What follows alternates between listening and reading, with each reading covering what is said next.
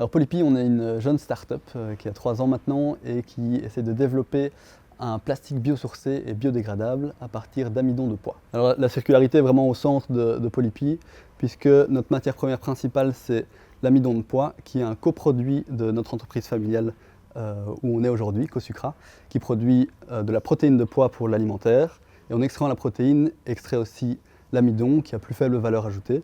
Nous on va récupérer cet amidon, le transformer en un plastique biosourcé qui va éviter d'utiliser des plastiques pétrosourcés et qui en fin de vie va être biodégradable dans l'environnement. Le défi d'en récupérer des coproduits, c'est déjà d'avoir un flux qui est en assez grande quantité, parce que si on veut un projet industriel, il faut un approvisionnement de taille industrielle et une qualité assez homogène. Ça c'est un avantage qu'on trouvait chez Cosucra, c'est de trouver un flux homogène en grande quantité qu'on va pouvoir utiliser sans devoir faire d'extraction ou autre. Ça, c'est un gros avantage pour démarrer un nouveau projet. L'avantage d'utiliser cette ressource, c'est que l'amidon de pois est biosourcé, donc on n'utilise pas de matière pétrolière ou fossile dans la conception de notre produit. On va transformer cet amidon en plastique, des granulés plastiques qui vont eux-mêmes être transformés en produits, donc des films, des emballages ou autres. Et ces films et emballages vont être biodégradables ou compostables, c'est-à-dire que la matière va retourner à l'environnement et va pouvoir permettre, comme biomasse, de reproduire par exemple des champs de petits pois.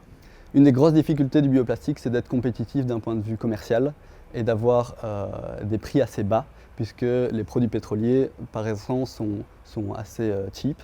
Et nous on a décidé de se mettre sur un marché qui a une haute valeur ajoutée, donc les plastiques solubles dans l'eau, aujourd'hui qui sont quasiment entièrement faits à partir d'alcool polyvinylique, qui est un plastique qui est à très haute valeur ajoutée, parfois 10 fois plus cher qu'un plastique traditionnel sous forme de film. Ce qui nous permet pour nous, jeunes start-up, de lancer un produit qui va pouvoir être compétitif d'un point de vue prix sur cette application spécifique. Ce qui est intéressant, c'est qu'on est obligé de collaborer avec les acteurs de la chaîne de valeur, voire nos concurrents, pour être sûr de designer un produit qui est cohérent avec ce système.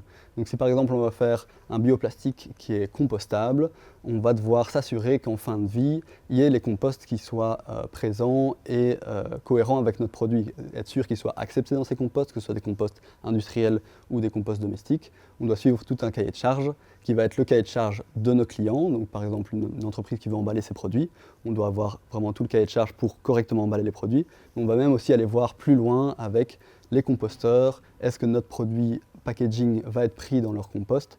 Et chaque fois, ça va faire des boucles itératives vers le design de notre produit pour s'assurer que durant tout le cycle de vie, il va être adapté à toutes les étapes.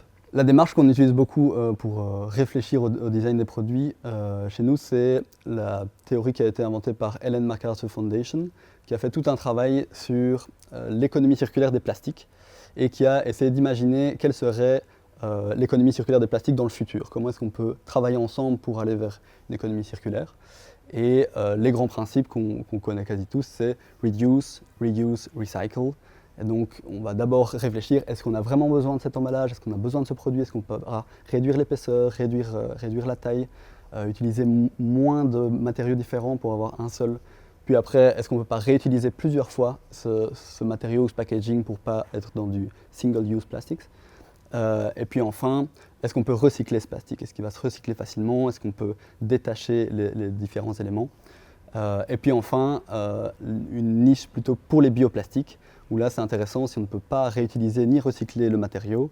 Au lieu d'utiliser des ressources pétrolières, utiliser des ressources renouvelables, donc biosourcées. Et en fin de vie, si on ne peut pas le récupérer ou le recycler, qu'il soit biodégradable ou compostable dans l'environnement dans lequel il va être utilisé.